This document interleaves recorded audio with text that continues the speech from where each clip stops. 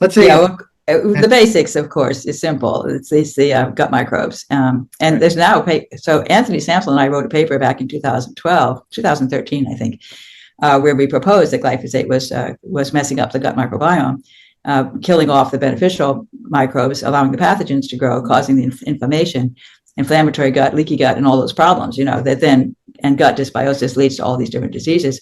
And we made that case, and that paper was, the industry didn't like that paper, and they tried to get it retracted. But the journal, it was Entropy, was the journal, and I was proud of them because they stood tall and they refused to retract it. They even approached us and said, and then they backed off.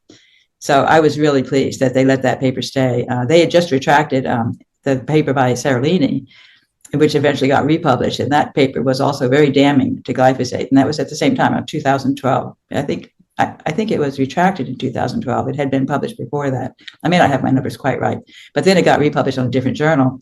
And that was the paper that did the same experiment that Monsanto had done with these rats to expose them to low-dose glyphosate.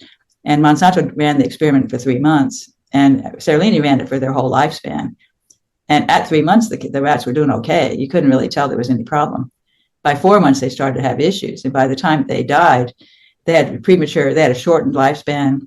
They had, both genders had reproductive issues, and the males had liver damage and kidney damage. The females had massive mammary tumors. There were lots and lots of problems by the end. But the trick was to just let it go for 3 months, and then you could say, yay, this stuff is great. It doesn't hurt anything,